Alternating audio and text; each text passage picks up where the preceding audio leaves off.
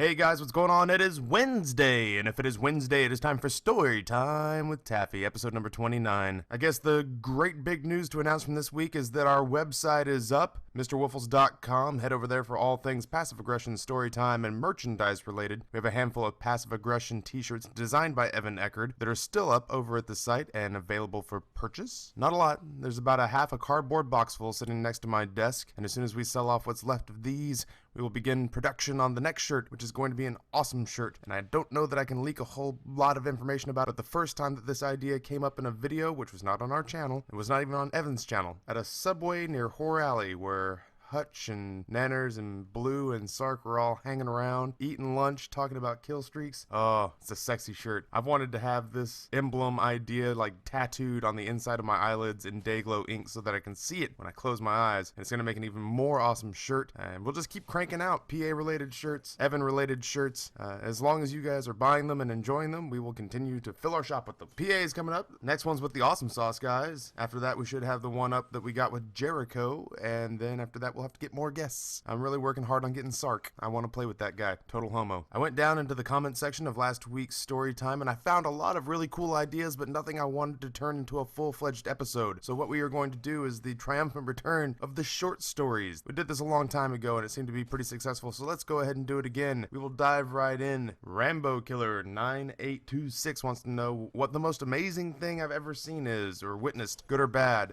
I'm not going to get into crazy detail on this one because it's kind of tacky, but I did want to share. I've seen someone die. Simon and I were at a swimming hole. I'll be as matter of fact about this as possible because I don't want to seem like I'm glorifying or trying to profit off of what was ultimately a truly horrible situation. Simon and I were at a swimming hole. We were hanging out with a couple of guys. We'll call them Chuck and Ken. And Chuck and Ken were there with a lot of Ken's friends and family and Ken's girlfriend. And we quickly bonded with these guys because they were kind of mirror images of us at the swimming hole. And the swimming hole in southern Idaho, a lot of places along the Snake River Canyon basically are canyon walls that drop off into really deep lakes and pools, sort of just spots where water has come up out of the aquifer and the natural springs and has made a really cold place to swim on a 103-degree day. We were at one of these swimming places, drinking beer and hanging out with these guys. Not anything crazy, but this place where we were, there's a whole lot of cliff faces, and off of these cliff faces are places you can jump down into the water.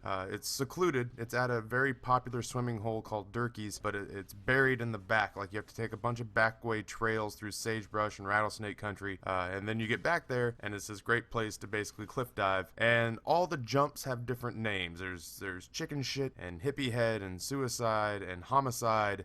Suicide because if you jump off of it, you're killing yourself. Homicide because if you jump off of it and don't get enough momentum going, the rocks will do it for you. There was the wall. And so Chuck and I were kind of the cowards because I have never been good at daredevil-y type things, and Simon really was. Simon free climbed rock faces and did big air competitions for snowboarding.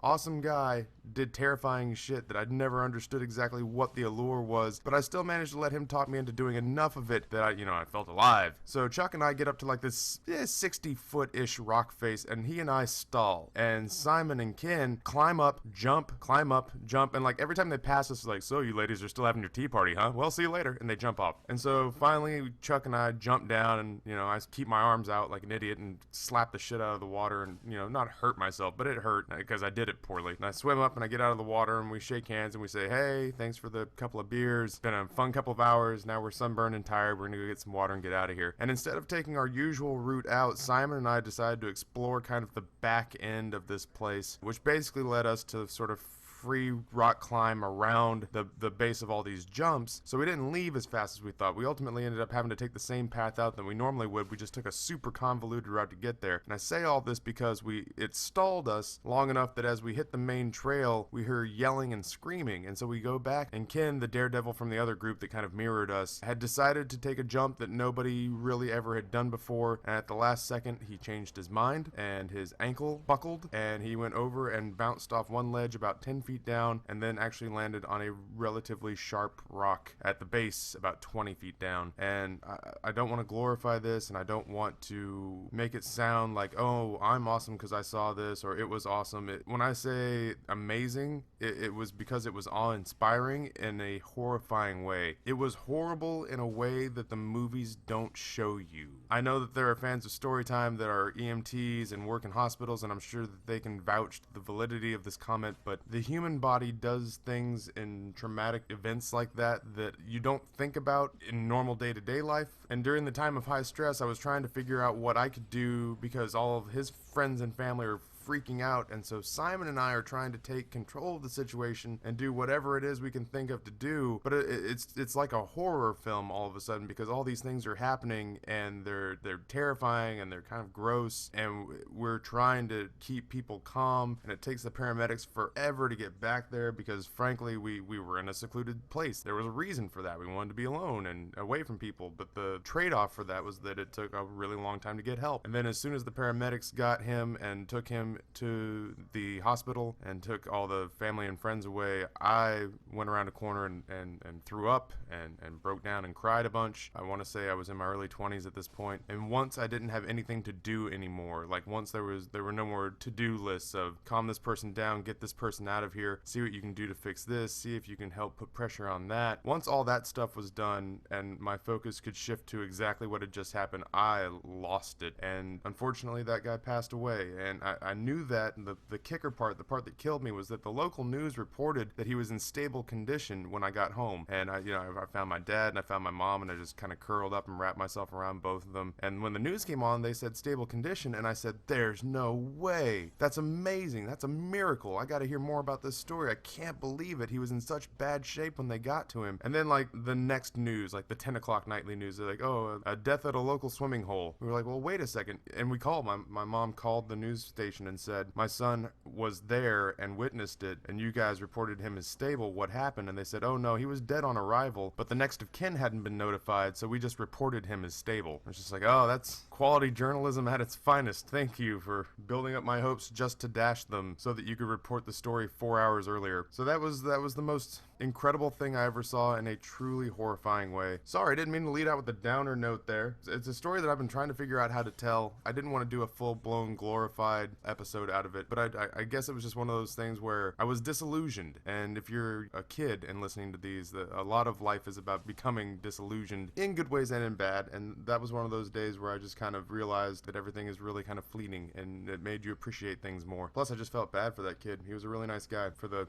brief few hours that I knew him. Anyway, I just kind of wanted to share that story for a while, and this seemed like a good place to do it. Let's move on to something a little bit more cheerful, shall we? A lot of you guys, like Zinger, Mr. Dangle 33, Callum, all want to know about my first date. And the weird thing is that I didn't really realize I was on my first date until it was about halfway over, and I haven't had a lot of first dates. I thought about this. I sat down, I thought about this. My first date was with a girl named Melissa. The circumstances under which we tried to date each other for a hot second were kind of strange. I was at kind of a Sadie Hawkins dance slumber party type thing where we were all hanging out and watching movies, and I actually ended up kind of playing footsie with this girl Melissa while her boyfriend was asleep next to her. And when that inevitably failed, I asked her if she wanted to go out and do something, and I was getting myself prepared and getting ready, and I was about to walk out to my car, and as I was walking out to my car, my mom started to say something of, oh my god, our baby's going on his first date. And I said, no, come on, it's not a first date. I'm just romantically interested in this girl, and I'm taking her out to dinner and a movie.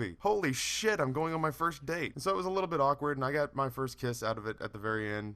It was an awkward kiss too. They've all been better than that, and I don't even know that I ever saw her again. So I guess ultimately it was kind of a failure, but I have virtually no memory of how that night went. I guess we went and saw a movie. I guess we went and got food. All of my interesting stories have been of the much more spontaneous variety, and I don't know how many dates I went on after that. It seems to me that almost all my relationships have sprung up out of like, hey, how's it going? You're pretty cool. Yeah, you're pretty cool too. Want to make out? Sure. We should also probably date after this. Like, it was never like, hey, you're cool. Do you want to go get dinner sometime? And then the traditional courtship period happened afterwards. I had a few of those, most of them closer to high school, but after I got into college, I kind of put the cart before the horse almost every single time, where there was somebody with whom I was physically connected or attracted to, and then after the physical part came, hey, do you also want to go eat food sometime? So yeah, my first date, totally uneventful. I couldn't stretch that.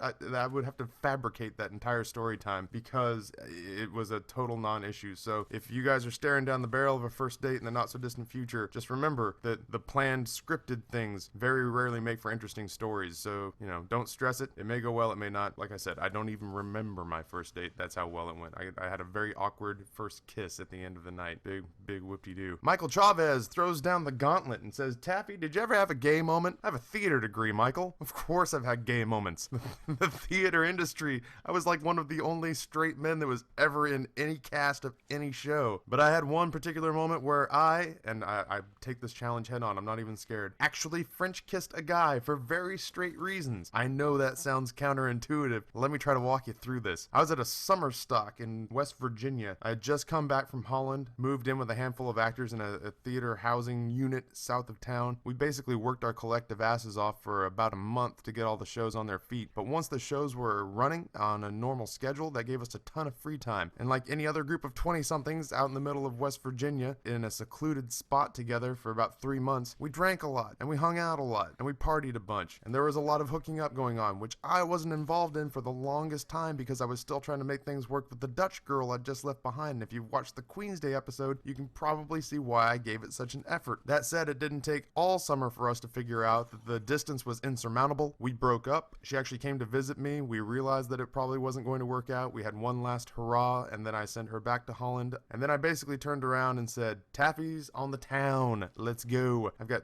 several months of making up to do here. And I had an incredible fascination with our dance troupe, of which there were several incredibly hot, incredibly sensual, incredibly bendy women, and Taffy was wanting to get to know them better. And so one night we were at a house party and we were hanging out, and there was a kid there named Zach that I loved to death. Great guy, really tall, handsome, gay as the day is long, queer as a beaded handbag on Tony night. And I'm observing him talking to all of these hot dancers because they have no problem flocking to the gay man. He's the safe bet. And this conversation, this drunken conversation ensues about kissing style, kissing technique, who's good, who's not. And Zach, my gay friend, volunteers to be an impartial judge. And so these girls come over and kiss Zach, and each goes down the line, and he gives criticisms, critiques, says, this was nice, this is not my style, this is your style, this is what I think, blah, blah, blah, blah, blah. And I suddenly become very envious of his job, and I said, what do I have to do to be the test kisser? And they said, well, being gay helps. And I said, well, if I had known that's all it took. And I leaned over and I gave Zach a long drawn out kiss and said, so where do I rank on that? And he said, wow, that was awesome. Like, he was breathless. And I was actually kind of flattered that he was breathless, but it